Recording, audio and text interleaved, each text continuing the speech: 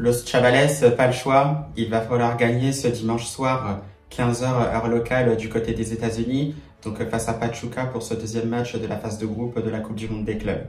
Buenas a todos y a todas, j'espère que vous allez bien. C'est Baki Koune de Madrid. On se retrouve pour une nouvelle vidéo à propos du Real Madrid et surtout de son deuxième match de la phase de groupe de la Coupe du Monde des clubs face à Pachuca ce dimanche soir. Vamos!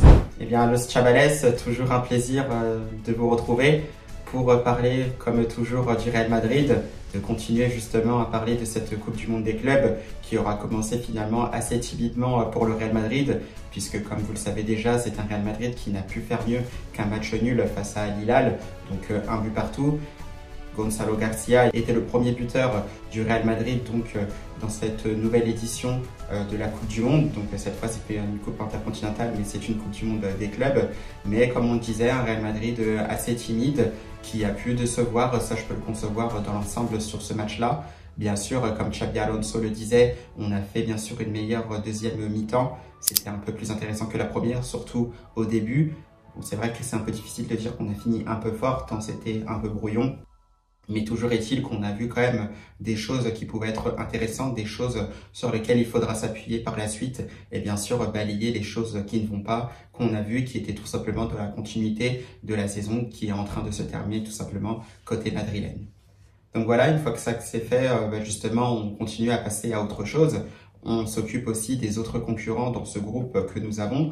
Donc bien sûr Salzbourg et Pachuca que nous affronterons donc ce dimanche à 21 h, donc comme je disais 15 h heure locale. Et qu'est-ce qui s'est passé finalement donc dans le deuxième match justement de cette phase de groupe, donc entre Salzbourg et Pachuca? Eh bien c'est Salzbourg justement qui s'est imposé, et justement avec sa victoire c'est Salzbourg qui a pris les commandes justement de ce groupe H, puisque les Autrichiens sont effectivement premiers. Et c'est vrai justement que c'est un peu plus difficile pour le Real Madrid, donc qui est pour l'instant deuxième ex-aequo avec Al Hilal. Donc bien sûr, ce n'était qu'un premier match, tout reste à faire. Bien évidemment, une victoire face à Pachuca permettrait justement au Real Madrid de potentiellement reprendre la première place de ce groupe H. À voir aussi ce qu'il se passe du côté de Salzbourg et de Al Hilal, parce que si Salzbourg parvient à s'imposer, eh bien les Autrichiens conserveront justement cette première place du groupe H et surtout assureront leur qualification pour le prochain tour, à savoir les huitièmes de finale. Donc sur ça, on le sait déjà, c'est un Real Madrid qui doit s'imposer, un Real Madrid aussi qui doit faire beaucoup mieux, qui doit monter en puissance. Comme je le disais aussi dans de précédentes vidéos, on laisse bien sûr le temps à Xabi Alonso d'imposer sa patte, et ça tombe justement très très bien puisque ce sont des choses aussi qui se confirment. On l'a vu justement avec Thibaut Courtois qui disait tout simplement que tout ne pouvait pas changer en simplement 4 jours. C'est vrai que Xabi Alonso n'a pas eu beaucoup de temps de travail depuis qu'il est arrivé, sachant qu'il y a eu aussi la trêve internationale avec bon nombre des internationaux madrilènes qui sont partis avec leur sélection, donc difficile de commencer à mettre en place quelque chose de concret. Donc on travaille là-dessus petit à petit. On pense justement que ça pourrait prendre d'ici maintenant quelques jours, quelques semaines. Donc c'est vrai que ça peut être un peu compliqué justement pour cette Coupe du Monde des clubs pour aller au bout justement, mais on garde confiance en ce qu'est le Real Madrid pour aller au bout, pour y croire de ce côté-là. Et bien sûr, quand ce sera beaucoup plus concret, quand il y aura quelque chose de beaucoup plus huilé, on s'attend à ce que ça soit le cas bien sûr dans plusieurs semaines de maintenant. Même si c'est vrai qu'il y a des choses qui ne peuvent ne pas aller, qui peuvent encore déranger. C'est vrai que Xabi Alonso a tenté des choses, notamment sur le front de l'attaque. Bon, il a préféré garder Rodrigo Goes sur le côté droit. Bien sûr, Gonzalo Garcia qui a pris la place de Kylian Mbappé, étant donné que le Français est malade pour les raisons que vous savez, bien sûr. Donc, à côté de ça, on attend le retour du Français, bien sûr. C'est vrai que ça paraît très compliqué pour le match face à Pachuca, à voir si ça peut être le cas dans un peu moins d'une semaine face à Salzbourg pour le dernier match de cette phase de groupe, ce qui permettrait bien sûr aux joueurs français peut-être, pourquoi pas, de monter en puissance petit à petit. Donc là-dessus, on attend de voir ce qu'il se passera. On a retrouvé un Vinicius Junior côté gauche. On le sait, Vinicius Junior, c'est un peu plus compliqué pour lui en ce moment. On l'a vu notamment sur certaines phases de jeu où il paraissait effectivement assez déconnecté. Il n'était pas forcément concerné. Et c'est vrai que sur ça, oui, on le sait, le Brésilien doit se remettre en question Moi, c'est vrai, comme je disais, ça arrivait effectivement de passer à côté d'une saison. Pour moi, cette saison n'est pas forcément terminée parce que je trouve que la Coupe du Monde des clubs, c'est un peu la continuité parce que je trouve pas qu'il y a eu forcément de coupure. Et finalement, c'est le Vinicius qu'on voit tout simplement à l'image de cette saison. C'est un peu plus difficile, mais il faut continuer à rester derrière le joueur brésilien. Il faut continuer de croire en lui. Moi, je reste pas trop effectivement dans ces polémiques de oui, il a enlevé dans sa bio la mention du Real Madrid, donc sur son profil Instagram et j'en passe, un changement d'épinglement de photos sur son profil. Je reste pas trop là-dessus. Je trouve que c'est un peu injuste tout simplement de tomber sur lui de cette façon-là, surtout après tout ce qu'il a fait pour le Real Madrid.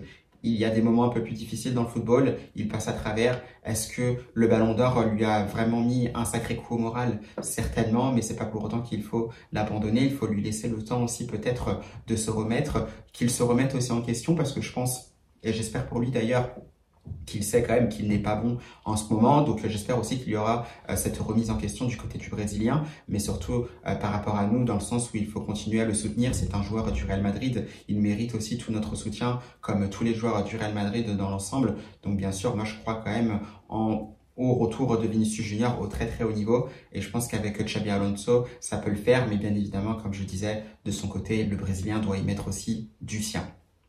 Donc là-dessus, c'était un peu plus compliqué. Deuxième problème aussi qui va un peu moins, c'était le milieu de terrain, Tchouaméni, Valverde et Bellingham. Moi, je le disais, si Bellingham, c'est vrai qu'il paraît peut-être le plus intouchable des trois qui sont au milieu de terrain. C'est vrai que pour moi, il y a un choix à faire justement entre Tchouaméni et Fede Valverde, parce que ça, on l'avait déjà dit, notamment lors de cette saison. Les deux alignés ensemble, c'est vrai que ça ne va pas, parce que c'est pas forcément deux profils qui sont similaires, puisqu'on sait que Fede Valverde se projette beaucoup plus. On a un Aurélien Tchouaméni, justement, qui reste aussi très bien devant la défense. Mais le problème, c'est que il n'y a pas forcément de complémentarité entre les trois. C'est vrai qu'il manque peut-être un profil un peu plus technique, un peu plus créatif. Ça, on en a déjà parlé. On a vu d'ailleurs aussi que Xabi Alonso réclamait justement un milieu de terrain supplémentaire, donc jusqu'à ce que la période des transferts se termine. Apparemment, c'est une requête qui aurait été refusée par les dirigeants madrilènes. C'est vrai que moi aussi, je suis un peu dans la compréhension, puisque c'est vraiment un élément clé qui manque, justement, un milieu de terrain relayeur, beaucoup plus technique, beaucoup plus créatif, qui peut être meneur de jeu en partant justement de derrière. Et ça, justement, je comprends pas pourquoi le Real Madrid refuserait de prendre un milieu de terrain supplémentaire. Et même, je rajoute aussi, en allant plus loin, que en ayant tous les milieux de terrain qu'on a actuellement, ce serait amplement suffisant justement pour Xabi Alonso. Là-dessus, je suis pas d'accord. J'ai vu aussi bon nombre de personnes qui n'étaient pas d'accord non plus, et c'est vrai que je valide complètement ces avis-là, parce que on a clairement besoin d'un milieu de terrain supplémentaire dans ce registre-là. On en a déjà parlé. Maintenant, à voir qui on peut recruter. On a vu que Vitinha, bien sûr, ça pouvait être très cher. Pareil, à voir si Angelo Stilla pourrait venir ou pas. On sait que ça pouvait être pour 40 à 50 millions d'euros. Visiblement, les négociations n'auraient tout simplement pas commencé. Je ne sais pas s'il y a forcément eu des discussions. On sait que c'est recommandé par Toni Kroos. On se demande finalement ce que le Real Madrid attend pour passer à l'action. Parce que là, je pense que c'est clairement flagrant. Il manque ce type de milieu de terrain-là. Ou le seul, justement, qui pourrait convenir justement aux besoins, si on est obligé de se contenter de ce qu'il y a au milieu de terrain, par rapport au profil que nous avons, bien sûr, ce serait Dani Ceballos, mais c'est vrai que Dani Ceballos, c'est aussi un joueur qui se blesse beaucoup. Moi, je l'ai dit souvent que pour le très très haut niveau, pour être titulaire au Real Madrid, selon moi, Dani Ceballos, ça reste insuffisant. Maintenant, je me dis que voilà, il y a un nouvel entraîneur qui arrive, qui est en train d'imposer sa patte petit à petit, qui adore jouer au ballon, qui adore repartir de derrière, qui adore justement redoubler les passes, conserver le ballon et aussi fixer d'un côté pour aller jouer de l'autre, jouer aussi dans la verticalité en profondeur, avoir imposé aussi un tempo justement dans le match. Et en fonction des profils, Dani Ceballos aussi, qui est un milieu de terrain espagnol, il a l'ADN aussi pour moi du tiki-taka, il a cet ADN du football espagnol. Bien sûr, on le sait, il sait jouer au ballon. Et avec un nouvel entraîneur, autre que Carlo Ancelotti, qui a ces principes-là en la personne de Xabi Alonso, eh bien pourquoi pas? Pourquoi on pourrait ne pas donner une nouvelle chance à Dani Ceballos? Ça peut se tenter avec un nouvel entraîneur. Donc je demande à voir, est-ce que Dani Ceballos aura une chance ou pas selon vous? C'est à vous, je vous laisse y répondre en commentaire. Mais finalement, pourquoi pas? Parce que si on reste visiblement qu'avec les mêmes milieux de terrain et qu'on n'envisage pas de recruter un autre milieu de terrain de très très haut niveau, eh bien pourquoi pas donner une chance à Dani Ceballos. Donc voici, là-dessus c'est mon avis. Maintenant, après, en défense, pour l'instant, j'ai pas grand-chose à dire. Trent Alexander-Arnold est en train de s'adapter. Attention aussi avec Raúl Asensio, qui fait quand même des petites erreurs de temps en temps. C'est vrai que c'est des erreurs qui sont largement évitables. Bien sûr, il est encore jeune. On le sait, il joue en professionnel depuis pas très longtemps. Je ne sais même pas s'il a déjà 50 matchs Raúl Asensio professionnel, pour être honnête avec vous. Donc c'est vrai que là-dessus, il y a encore des erreurs à corriger. Beaucoup plus de concentration du côté du défenseur espagnol. Et j'estime que voilà, il pourrait encore progresser, bien sûr, dans les semaines à venir, dans les mois à venir, dans les années à venir. Donc bien sûr, voilà, on le sait, il a vraiment des qualités, ce Raúl Asensio. Maintenant, voilà, quand même à faire attention à ces petites erreurs d'inattention. Et pour justement la meilleure sensation justement de ce début de mondial le côté madrilène, c'est bien sûr Dina Hysén. Lui, il a été vraiment assez impressionnant pour ses débuts. Vraiment des qualités de relance que j'aime beaucoup. Jeu long, passe courte, passe qui casse les lignes. Beaucoup de maturité, beaucoup de personnalité justement dans son jeu et dans ses prises de décision. Bien sûr, il faudra qu'il le muscle aussi son jeu dans les semaines à venir. Mais je pense qu'on a touché vraiment le gros lot avec Dina Hysén parce que c'est vraiment un gros potentiel. Comme on disait, beaucoup de simplicité. Et je pense qu'il ira très très loin à l'avenir. Et toutes ces qualités, justement, on se dit que par moment, eh bien, ce Dina Hysén, il peut jouer tout simplement au milieu de terrain, pourquoi pas, parce qu'il a une facilité technique assez incroyable. Je me rappelle aussi, dans les fins de match face à Al-Hilal, ce ballon qu'il donne justement dans le dos de la défense pour Gonzalo Garcia, qui n'arrive pas à ajuster sa tête. Mais c'est vrai que c'est très très intéressant ce que propose Dina Hysén. Le téléphone qui sonnait, désolé. Mais tout ça pour dire que Dina Hysén, c'est vraiment très très intéressant aussi de par ses qualités techniques.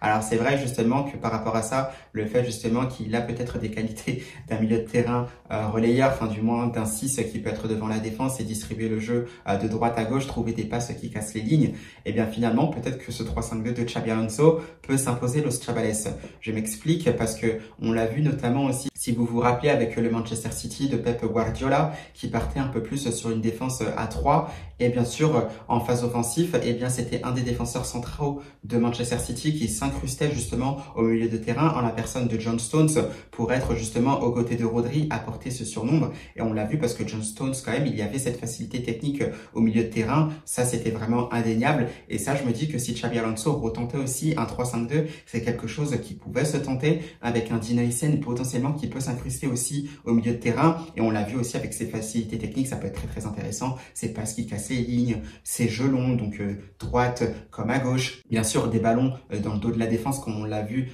dans le match face à Al-Hilal. Et ça, je pense que ça peut être très très intéressant si Xabi Alonso instaure aussi ce fameux 3-5-2, c'est-à-dire donc un Dina Hysén qui s'incruste au milieu de terrain. Donc bien sûr, ça peut être aux côtés d'un Valverde et d'un Jude Bellingham si bien sûr on est dans un double pivot dans ce 3-5-2 là. Donc ça, pourquoi pas, ça peut se tenter. Je trouve ça très très intéressant. Je sais pas ce que vous en pensez, mais dans un 3-5-2, un Dina Hysén en phase offensive qui s'incruste au milieu de terrain pour distribuer le jeu avec ses qualités, ça peut être pas mal. Après bien sûr, attention dans les phases de transition rapide, si évidemment on prend une contre-attaque, mais dans tous les cas, je pense que si Xabi Alonso, avec l'intelligence qu'il a, je pense qu'il pourrait s'adapter effectivement pour voir un Dina Hysén en phase offensive s'incruster au milieu de terrain dans un 3-5-2. Donc voilà ce que je pense par rapport à ça. Mais en tout cas, c'est Dina Hysén, c'est vraiment surveillé parce qu'il est vraiment très très fort. Donc voilà pour la suite. Après, on avait bien sûr Fran Garcia côté gauche. Donc on le sait, ce n'est pas un titulaire. Bien sûr, il fait de son mieux. Il aura obtenu aussi un bon penalty qui pouvait être aussi jugé sévère pour cette équipe d'Al-Hilal. Mais il a quand même le mérite de se battre, d'y aller, de s'arracher. Il obtient ce penalty. Bon, après, c'est vrai que Fede Valverde le manque, mais bon, ce sont des choses qui arrivent. Mais c'est vrai que du côté de Fran Garcia, ça reste un peu plus compliqué. Ferland Mendy, il n'est pas disponible. À voir justement si l'option Carreras sera levée par le Real Madrid pour qu'il puisse rejoindre le club madrilène après la Coupe du Monde des clubs. Et après, à partir de là, justement, on a vu Thibaut Courtois dans les buts, pas grand-chose à dire.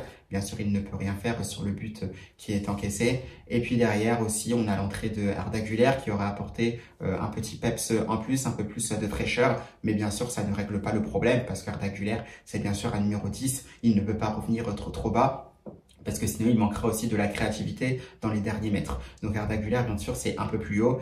Et justement, ça ne libère pas de cette problématique que nous avons, c'est-à-dire avoir un milieu de terrain un peu plus bas, limite una regista, donc qui est capable de relancer le jeu à partir de derrière et d'organiser et surtout de trouver les milieux de terrain un peu plus créatifs, un peu plus haut justement dans la zone adverse, et pareil aussi trouver nos ailiers dans de bonnes conditions pour que eux puissent percuter, jouer les 1 contre 1 et qu'ils puissent aussi combiner avec les attaquants ou les milieux de terrain un peu plus hauts comme Bellingham ou Arda Güler.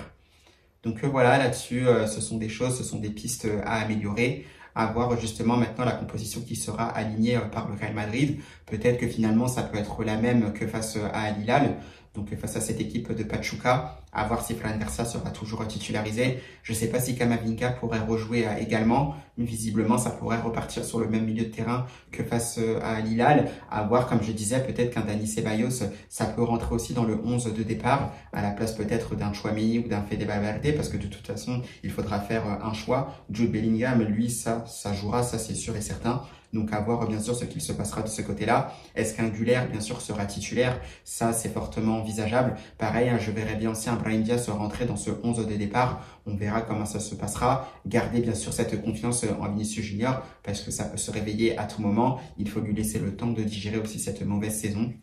Donc là-dessus, je reste confiant pour le Brésilien. Et pourquoi pas, donc la dernière initiative, ce serait peut-être de tenter à 3-5-2, mais bien sûr, je suis pas sûr qu'on ait tous les défenseurs à notre disposition pour tenter cela.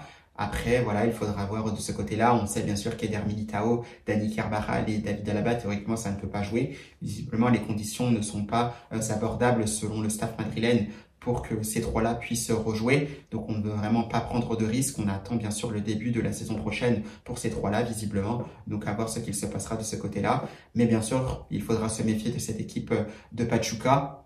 C'est vrai que le Real Madrid part largement favori. On les avait déjà battus, bien sûr, en finale de la Coupe intercontinentale. Souvenez-vous, c'était il y a quelques mois, au mois de janvier, un Real Madrid qui s'était imposé très facilement sans imposer son talent. Maintenant, c'est vrai que comme Salomon Rondon, l'attaquant de Pachuca, disait, voilà, ce sont deux dynamiques visiblement qui ont changé. Ça va être une autre compétition, un autre match. Donc attention, il ne faudra pas sous-estimer cet adversaire qui est Pachuca, qui va bien sûr tout donner. D'ailleurs, j'avais vu que un de leurs joueurs disait que vamos con el cuchillo entre los dientes, donc en espagnol tout simplement pour dire que nous irons donc face à Madrid avec le couteau entre les dents. Donc je pense que ça montre aussi la détermination qu'aura cette équipe de Pachuca.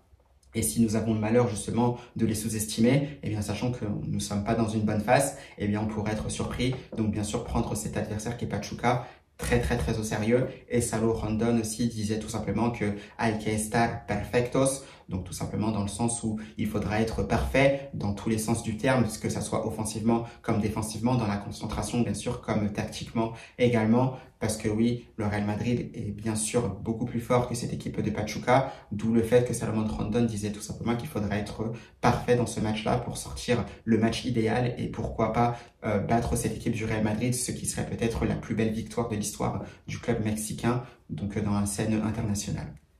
Donc bien sûr, on verra, on sait à quoi s'attendre. Maintenant, le Real Madrid doit faire la part du travail, c'est-à-dire gagner pour bien sûr s'assurer de jouer une qualification, de jouer la première place tout simplement pour accéder au 8e de finale de la Coupe du Monde des clubs. Ça, de toute façon, on verra aussi ce qu'il se passera entre la Juventus et Manchester City. Mais théoriquement, si on passe, ce sera bien évidemment un des deux adversaires que nous aurons dès les 8e de finale de la Coupe du Monde des clubs. Mais bon, pour l'instant, on n'en est pas là. Il faut se concentrer sur ce match, ce deuxième match de la phase de groupe qui sera face à Pachuca. Et bien sûr, gagner, montrer aussi de belles choses, montrer des améliorations petit à petit parce que Xabi Alonso commence à arriver. Il essaye bien sûr de montrer voilà, qu'il a sa patte, qu'il essaye de montrer justement qu'il y a des bonnes choses qui commencent à s'instaurer dans cette équipe du Real Madrid. Et il faudra bien sûr le démontrer sur le terrain. Et bien là-dessus, Los Chavez, je ne vais pas parler de trop. Trêve de bavardage. Maintenant, la réponse, comme vous le savez, elle est sur le terrain. Elle sera bien sûr entre les pieds du joueur du Real Madrid. Et bien sûr, nous attendons la victoire. En ce qui concerne Xabi Alonso, bien sûr, je pense qu'il sera certainement attendu en conférence de presse. Donc je crois que vu que le match c'est dimanche à 21h, donc je pense qu'il y aura une conférence de presse ce soir, bien sûr, au vu des décalages horaires. Donc bien sûr, on suivra aussi cette conférence de presse. Je ne ferai pas une vidéo complète là-dessus. Je laisserai peut-être un peu plus des contenus beaucoup plus courts, donc des TikTok ou des shorts sur ma chaîne YouTube pour parler de ce que Xabi Alonso aura dit lors de cette conférence de presse d'avant-match pour ce match face à Pachuca. Dans tous les cas, moi, Los Chavales, je vous souhaite bien sûr un bon week-end. Reposez-vous bien, profitez-en bien également parce qu'il fait chaud, il fait beau. Bien sûr, n'oubliez pas de boire beaucoup d'eau. S'hydrater, ça reste très très important. Et je vais m'arrêter là, tout en vous souhaitant bien sûr un très bon week-end. À demain pour le match entre le Real Madrid et Pachuca. Et surtout, à la Madrid!